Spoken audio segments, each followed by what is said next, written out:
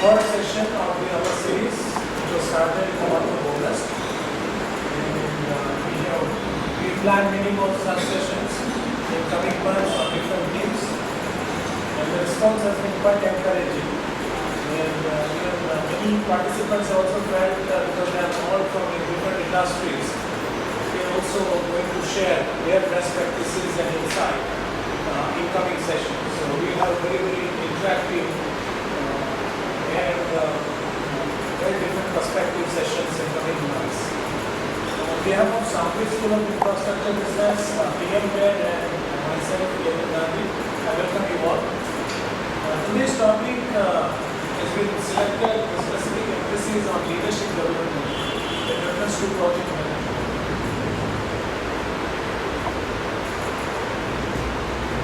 So there will be few situations which will be listed here, and I would like you to go through the situation and tell me your response. If you would have been in this place, what will be your next action?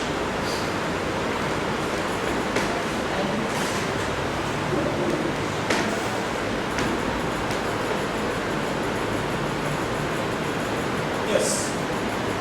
Yes, please. I would just look at the air hostess or the whoever are there. Okay. Try to check. Yeah, very interesting. Check what's going on their face. Okay. Check where we are. In terms of does it look? Yeah, does it look? That's fine. Yes. But as you can see, there can be multiple possibilities and different approaches. This is not the only one and standard approach. There could be other approaches as well. But it depends on individual. Based on their wisdom, they decide certain actions. Yes, anybody else? Check out for the weather outside. Okay, look outside the window.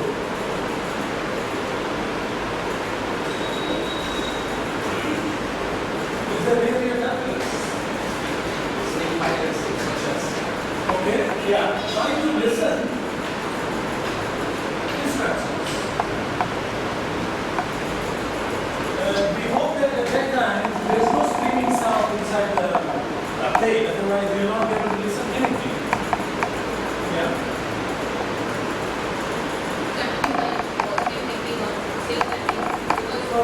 Okay. Keep positive thinking.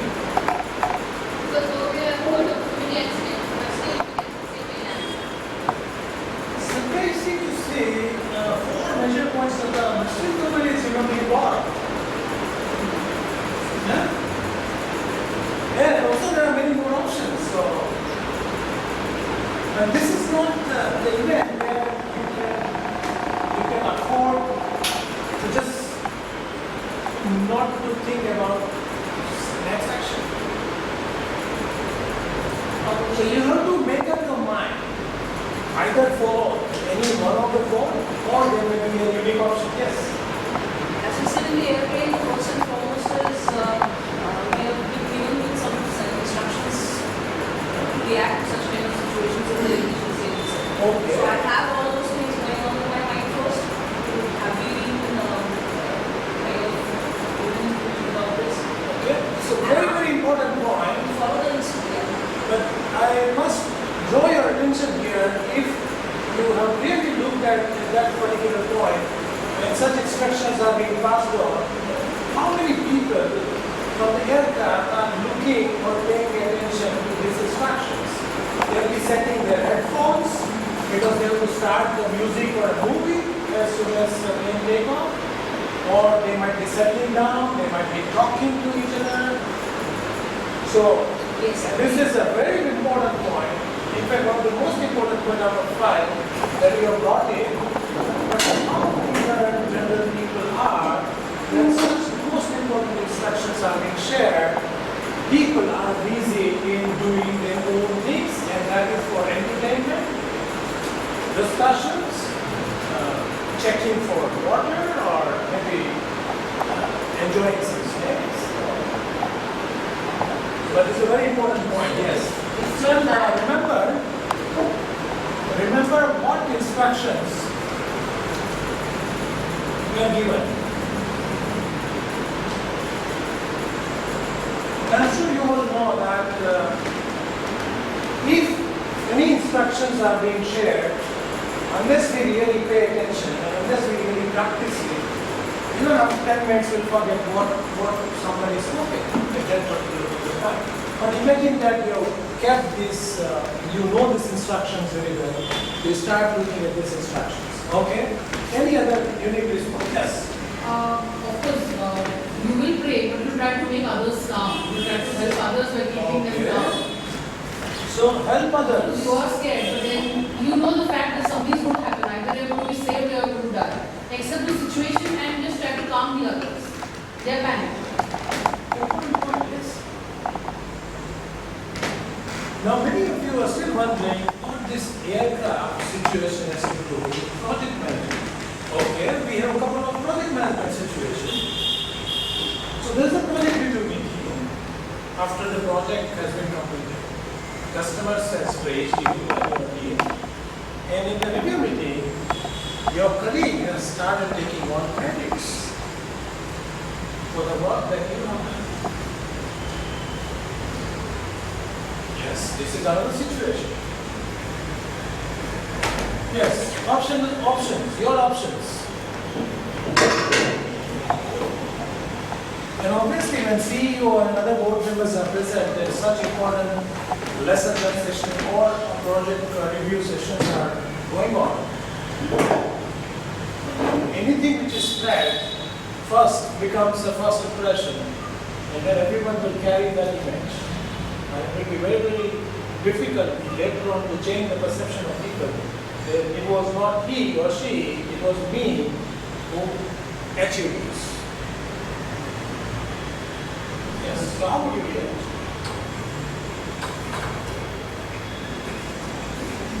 Or what are the options?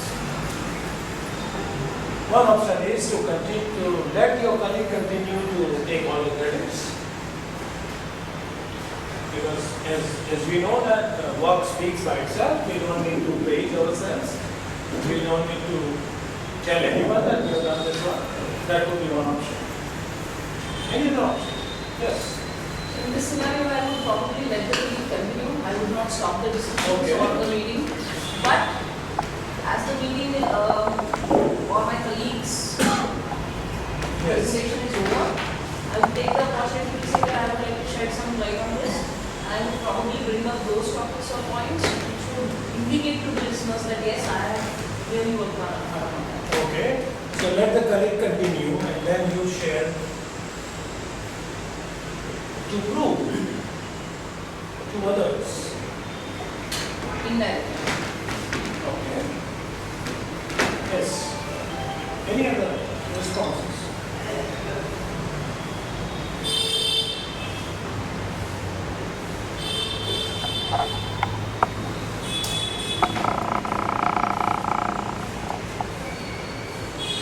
Generally, we all know how meetings are conducted in corporate companies. There are cases of finger pointing that you have done this.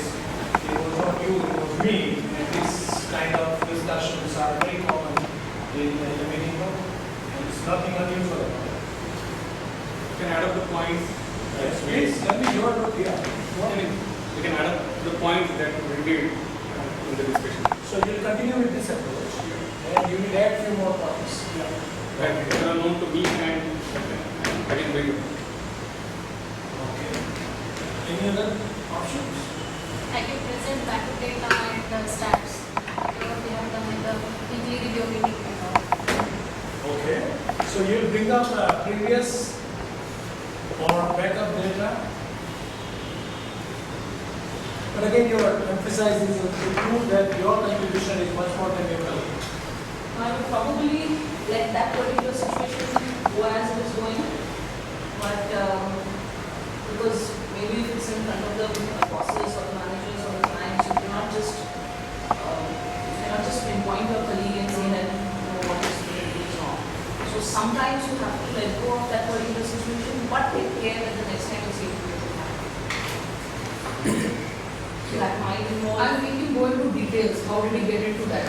Okay, so you start questioning. I'll question him. Probably. How did he reach that goal? Okay. What was his approach? What was the way he went through it? How did he achieve that target? I'll ask him details, and that's how he'll get point out. Okay, very interesting. And now, this is like confronting in a polite way. You want to start asking questions. Yeah, perfect. Or directly confront. Continuing with OB's area. Yeah. Next time I will take the platform. Oh, next time you will make sure that he or she No, will. but I mean, in I'm a sure. real corporate scenario, it would be really very less time that you would confront your colleague there and there itself you point very well. I don't think I would do that for you. Oh, you are quite lucky that you are working in organization. No, it may not be. And But maybe in your from colleagues the are picture, sometimes like you that. probably need to take a call like that. No, I never leave a chance to prove that I have done the job. I will, of course, I will indirectly get my point raised. I will indirectly put my point forward that I have done this, but in a very tactful way, of course. Okay, interesting. Okay, couple of more situations because I still not getting responses from everyone. At least one response from everyone. So I thought that will be a few more general situation as well, where it would be easy for you to think about. A general situation where generally customers are furious, they are angry at times. Maybe in the scope, maybe in the timeline, maybe in the cost, some of the other issues, or maybe a team member issue. Yes. Listen to Now- him compassionately. Pardon? Listen to him compassionately first. Okay. Situation number 3. Listen. Then And then go into the facts and details. go into facts.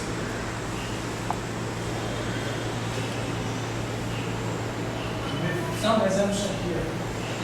Okay. Yes. Any help?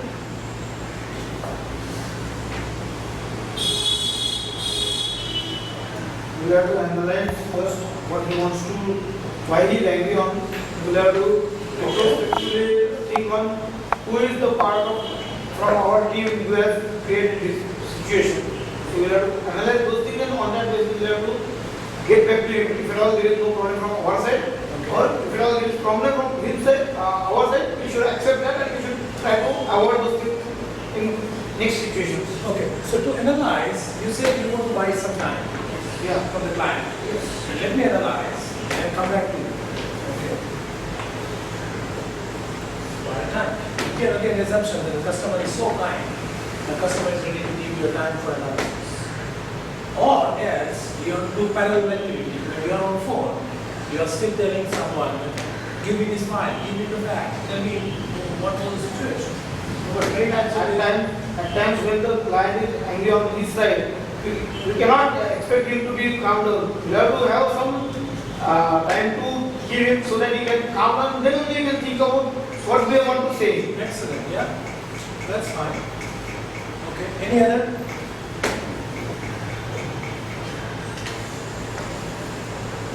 Okay, so 5, 6 response, 3 responses, 2 responses. The responses are going down, they're being dried out. I don't know why.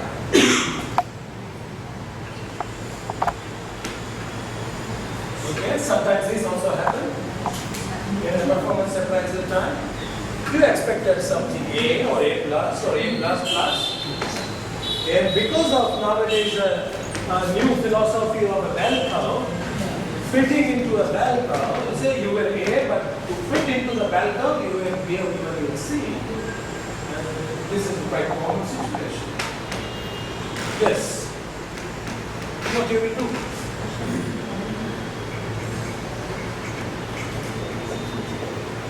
Will you type resignation letter? I am ready for the further management. Will you take up to someone else? Yeah, raise the issue to the management. Okay. Take up the hires. The assumption that hire up is quite open at that time to listen to your views. Generally, in present time or post present time, they say, let us not discuss anything about the price. We'll talk later. Yeah, this is one approach. Okay. No doubt about it. Try to understand their view. I will try to understand their view. Your Their own your language. immediate superior's view or Immediate okay. Immediate superior's.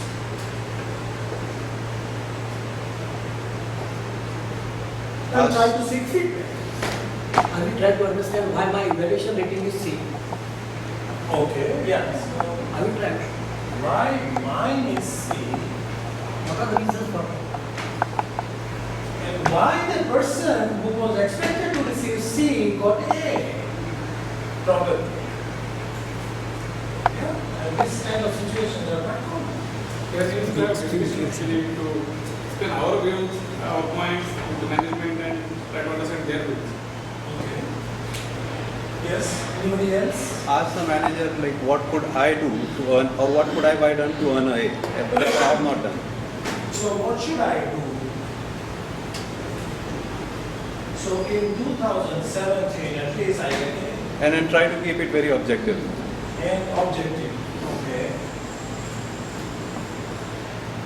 Because you may have some goals at the end of- accepted that it's okay. This year I got C is quite okay. Maybe I'll try next time. Here you have accepted. Here you are not accepting still. You are trying to pursue someone. You really seek information. What went wrong? But here you say, okay, what can I do next? Means you have accepted for this year, whatever you see. You have accepted a situation that you can't change. Yeah, because 99% of the time it does not change. Okay. But in the discussion, we get, you may get it in the next appraisal. It doesn't mention in the next appraisal. Okay, and here you hope that someone who has given you assurance that next appraisal you will be rated, actually he or she stays actually for 1 year. Otherwise, you start again all over with a new person. Because the new person will say, maybe it was your discussion with the last person, but I just joined and I don't know anything about any background.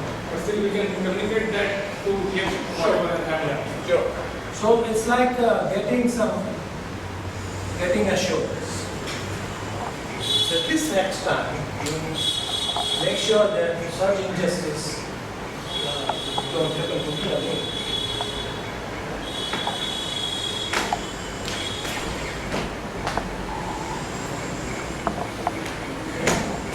Maybe one last situation. This is not very often in Indian context, but many MNC companies we observe this kind of situation in a multinational global environment.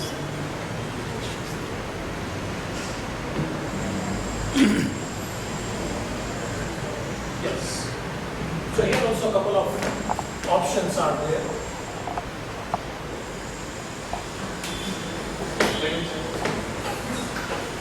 Yes. Ignore and consider it. Yeah, ignore. That's yes. Ignore and think about and pray that why these kind of people think this way. Okay. You can confront as well. You can complain as well. If it continues, actually, then we Okay. we So, need to take some confront, complain. Okay.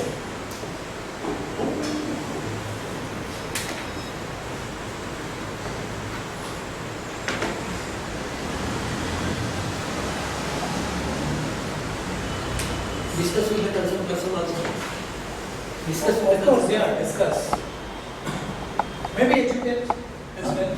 Yeah. That you may not be aware of our organization's It is not policy. common. It is not Maybe common. you may be new to our company, right? And this is not acceptable behavior. Okay, educate.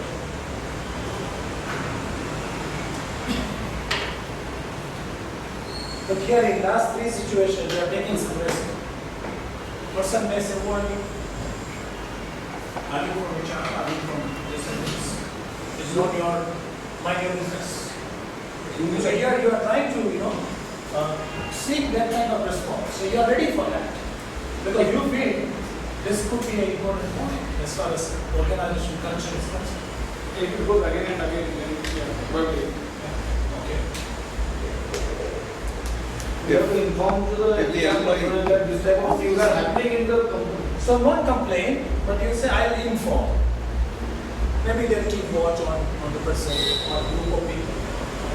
Use more the culture he has been. It may be misconduct also. Yeah. It may be misconduct at first. Looking at this, it is. It may be misconduct written in standing orders. Yeah. Is it quite possible? Yes. Misconduct under standing orders. Misunderstanding or misconduct? Misconduct in standing orders. Inching. Okay. Yeah. So it's a misconduct. Yeah. It's a misconduct. It is personal as well, but if it's taking in general, then I'm comparing into some higher. Because if more people are affected, then I need to raise the issue. Okay. Fair. So we see there were 5 different situations, and we got about 18 responses. Why is that? Why so many different ways of handling situations? Normally, in PIN PMBOK or any kind of technical, we generally have a fixed guidelines for anything. Or formats or rules or some of the best practices or formulas. But here, as we see, there are different responses in the same situation. Why is it? Why all people don't think alike? Perception, individual perception, okay. Everything is situational. Yes, but when all are in the same situation, we as a process-oriented industry, we want everyone to take the same decision. That's what the process focus is all about. That is not person dependent. It's a process dependence. Sometimes it depends on culture, company culture, or work Obviously. Yes, okay. Yes. Different ways to handle the situation. There are different ways. And the question is, why people behave differently? Why people think differently? It is most probably based on the experiences. Based on experiences. Okay. Very good. Belief system. Belief system. Okay. Background, individual backgrounds. Now, you may have got any kind of education. It may be master's program, it may be doctoral program, it may be engineering program, it may be a project management certification. Right? All these things are not actually. Which subject, which classes, actually these are not being taught.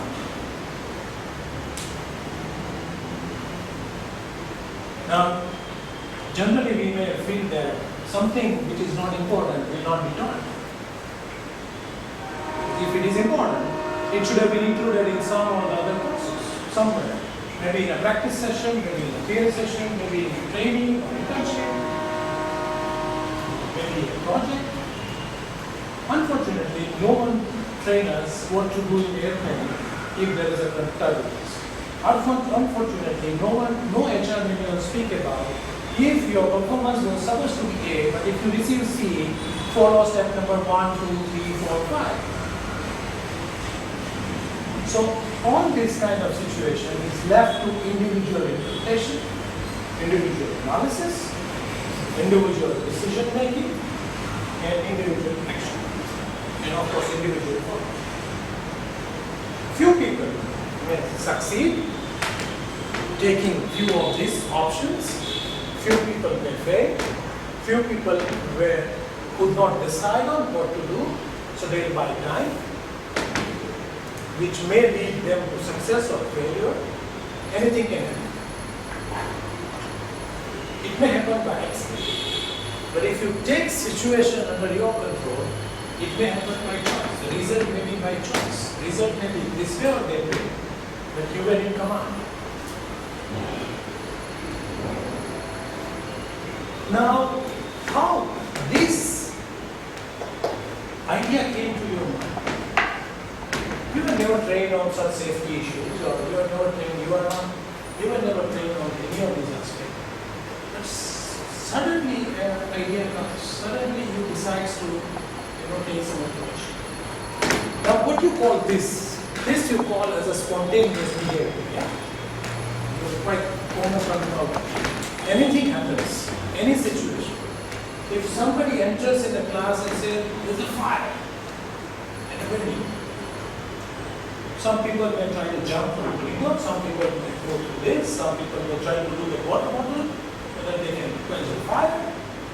Some people may sit there, some people may pray. Multiple approaches, multiple personalities. And we cannot really say whether this was right or this was right. Maybe we can prioritize. Okay, out of this fire, maybe this could be the better option that the person could have selected for a better chance of success.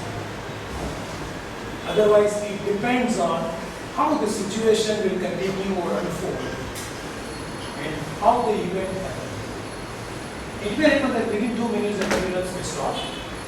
So, you don't need to take any action. It may happen that turbulence will continue for another 30 minutes. And that could be anyway exceeding the limit of the aircraft design. Even if you take all the action, maybe destiny might have become something else. So how a person's spontaneous behavior is unconsciously coming out without any control of individual. Now we never applied any of the management tools here to think about this particular aspect. Even though you might be certified management MBA expert, you must have studied all subjects like OPA and HR, project management certification. But you never applied any tools actually here. Because it was spontaneous. It was spontaneous action. So this is the aspect we need to look in detail and try to see what actually influences individual behavior. And how can we improve on these aspects? It is one of the most important aspect of leadership. When we talk about not as a project execution, not in project management, but when we say project leadership, it's way above. It's the outcome of everything. Ultimately, everyone aims, whether it's a company or an individual, aim to lead in their sector, lead in the practice. How many years you will continue in execution? Someday you will lead the entire team. Someday you will lead the company. And this kind of spontaneous behavior will continue flowing all the time. And unfortunately, there are no classes, there are no subjects, there is no curriculum, it's nothing. That means it is left to individual interpretation from books, from journals, from internet, from surroundings, from our friends, philosophers, mentors, training program like this, individual instruction, it is left to that.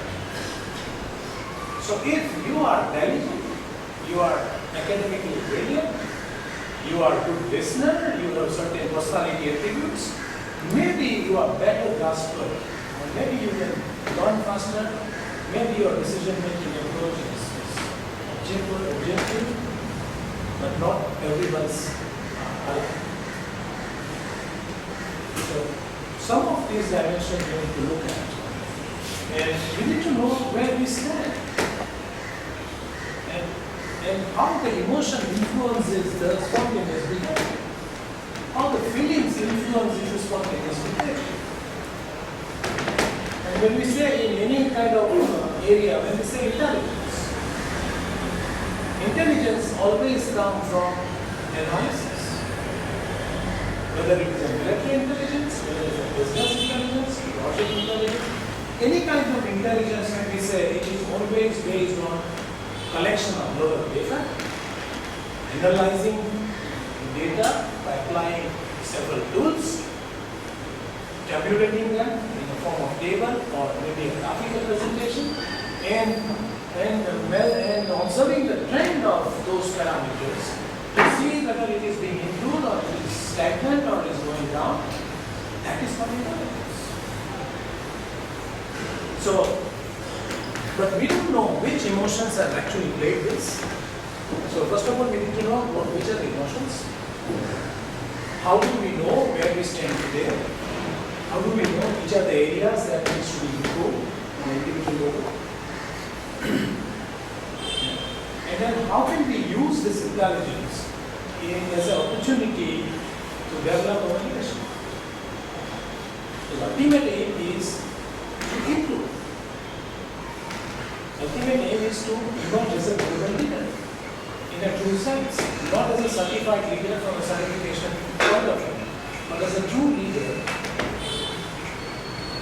that everybody admires, including customer, including team members, everyone.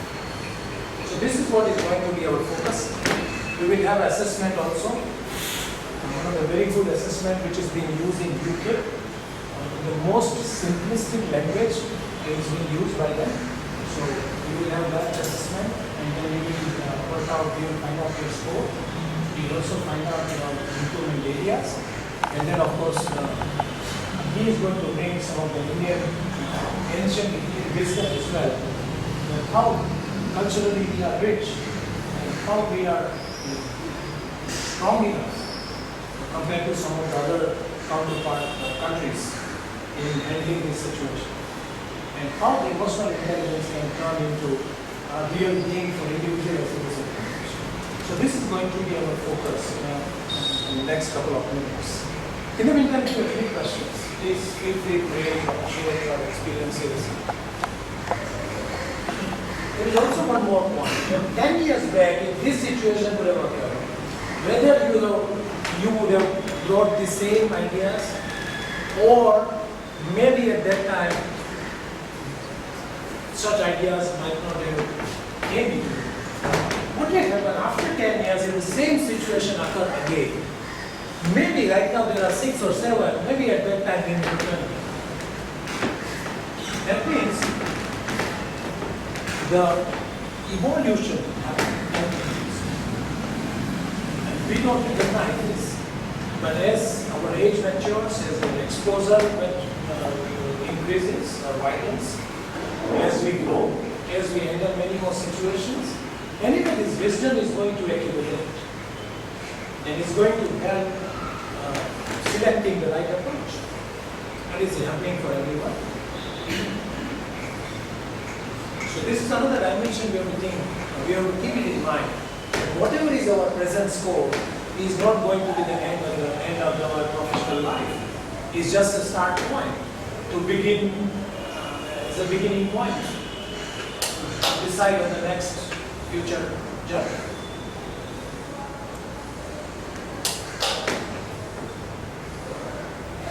Now we talk about project leadership, and leadership, as we know, there are many more dimensions.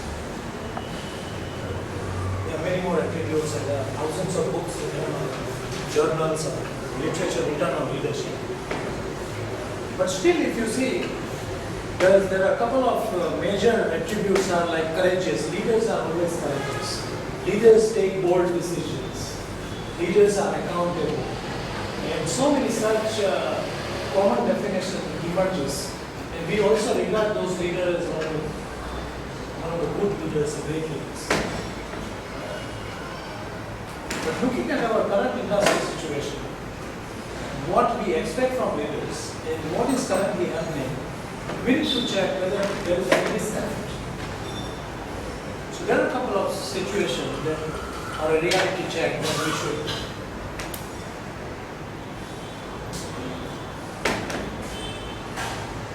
Now, as we know, over a period of time, companies are increasingly doing a lot of consultation with people, policy making, and so many other aspects. They involve people. But when something goes wrong, who is being criticized? Please. That probably is a failure of a leader that they have not communicated enough to reach out to the people. Second point, firms give a lot of freedom, autonomy, and build teams, but leaders are expected to take full responsibility. If something goes wrong, even in politics, even in industry, something goes wrong, performance of the company goes down, CEO steps step aside, CFO resigns, COO resigns. But the company has already spent millions of rupees in building teams. Should team resign or should only leader of the team resigns? This aspect needs to be checked. Also, the companies take a lot of steps to encourage team spirit. But we want our leader to give individual rewards and recognition. Whether it be financial or non-financial, monetary, non-monetary. We really want this. And then at one side, on the other side, we talk about team spirit. We talk about, don't think about individual. Think from the customer point of view. Think from the project point of view. Companies provide equal opportunity of employee development growth, but leaders are expected to coach and mentor. We expect leaders to coach. We expect leaders to mentor the team members. But actually the freedom is there. There is an equal opportunity overall. Companies spend crores of rupees in the Indian context, but in the global context, billions of dollars on grooming of employees. Why do we expect leaders to mentor or coaches? So somewhere there is a reality check. What is currently happening, especially in the Indian context, is much more important because we are growing very fast. Our growth rate is very fast. And the kind of GDP targets that as a country we are looking forward to GDP growth, we need to be more worried on these aspects than some of the developed countries. But they are against it. Now, why this thing happens and why these lines keep changing? Because there is one side there is a pressure to change, on the other side there is a resistance to change. In this line, pressure to change and resistance to change shifts. Depending on the industry sector, depending on leadership, depending on country, depending on team, depending on external factors, so on. So the company which is having least resistance on this side will progress faster on all dimensions.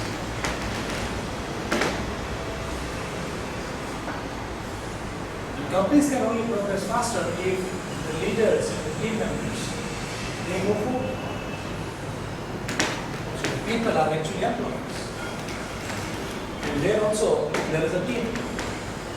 So on one side, the employee, many of the employees, we will not say all employees, but many of the employees might have a resistance in their mind, whereas few of the employees or the team leaders are trying to bring change. And in all this discussion, our focus is on emotions linking to decisions and action.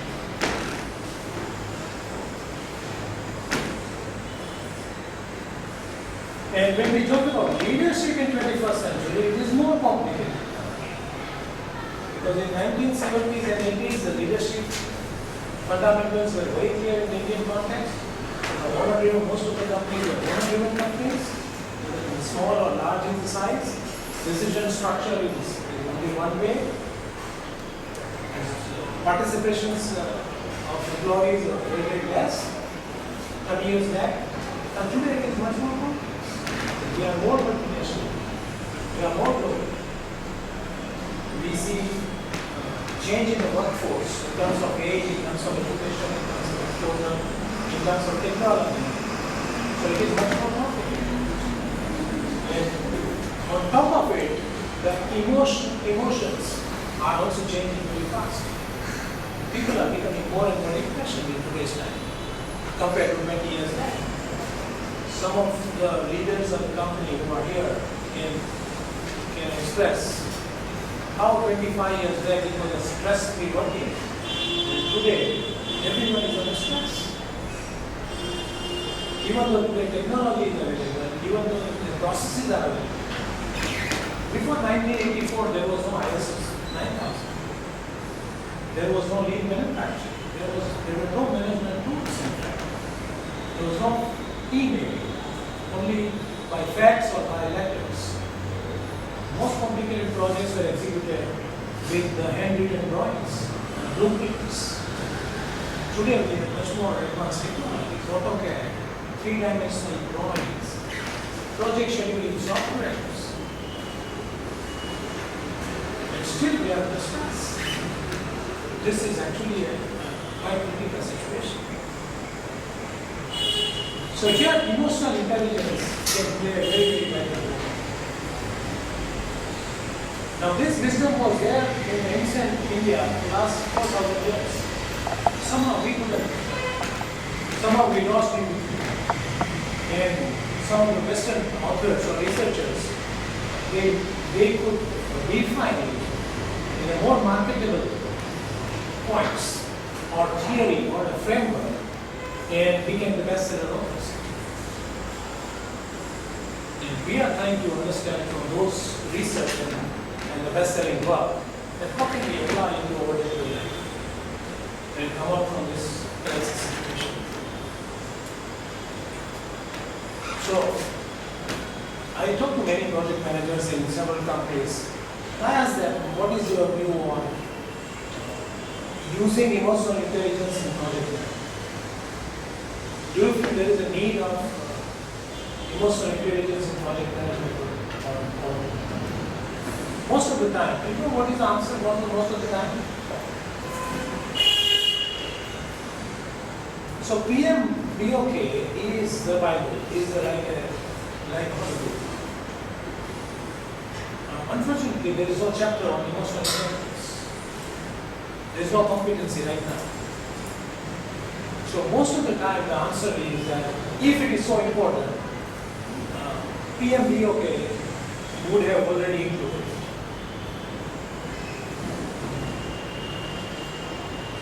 What do you think? Yeah? Of course. And on the other side, 60-70% of project managers feel that it is very important. But 80-85% of project managers say they don't know how to go about it. Even though they might have read the book of Gandhi, they might have read a lot of articles. But somewhere there is a disconnect between the theoretical concept mentioned in the book and how it can be applied to project management. So today we will see for one competency how we can also apply this into project management. With all 5 competencies, the time is too short actually, 2 hours. But this will give a fair idea to you that how other 4 competencies you can apply.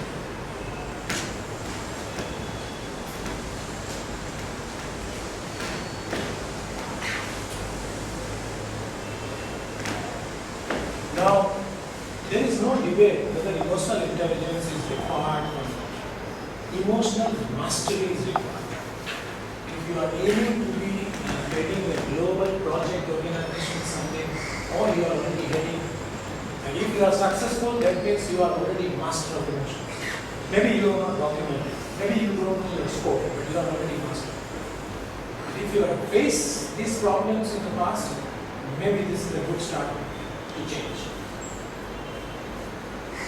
There is no debate whether it is required or not required, whether it is included in the book or not. I mean, that's not the topic.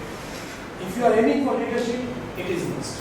If you are aiming for execution or planning or only the front facing project execution, maybe it's not too important for you at this point. Maybe it will be a future subject. Now, this is based on my actual experience that decade ago, I designed a course on project management the way anyone would have designed. You would have also designed.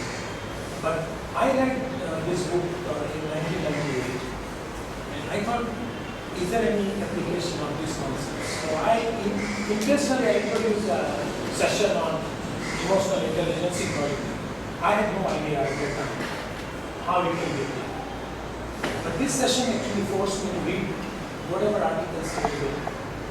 And in fact, in one of the project management magazine, Daniel Goldman written an article on how it can be applied in project management. Because he has been advising a number of companies and few are the project companies. So at that time I thought how it can be applied. So I researched about it, I tried to read it, and then actually it worked. And then first thing I did is I tried to check my score. And on 2 out of 5, I scored very, very low actually. And that was eye-opening for me. And the good thing I did was I accepted that yes, whatever is this score is the right score. I didn't confront it. I didn't say this score is bad. I don't believe in this, but I'm already a successful consultant. I admitted that yes, let me give it a try. And it really helped me in gaining in my own work area, and that was stress free. So based on my experience, I thought this should be a good topic for a diverse background people who are joining this session. It could be a good opportunity for everyone. And I normally, whenever I check, I take a lot of survey, and as I already said,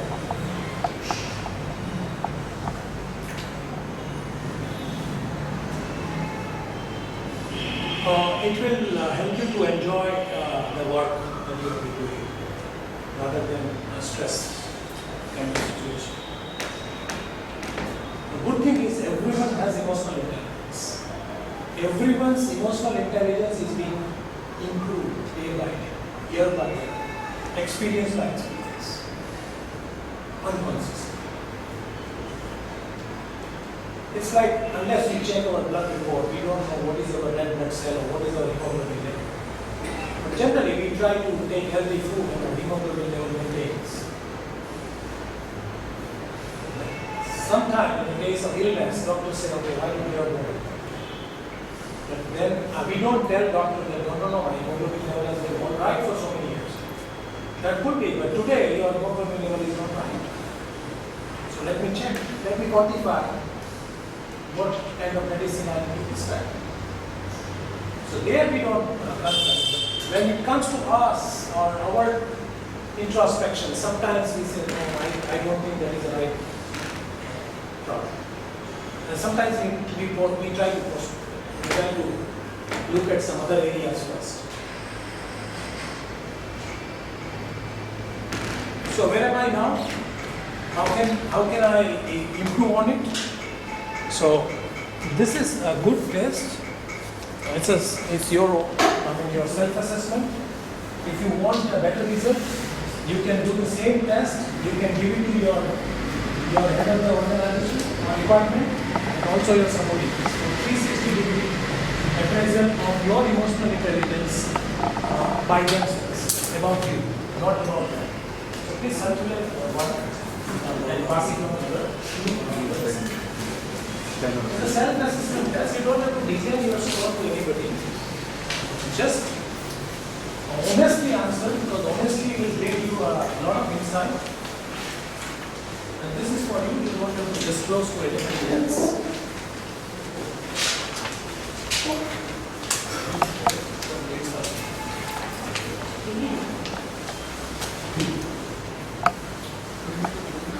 Yeah. It will take only 7-8 minutes. A very short question.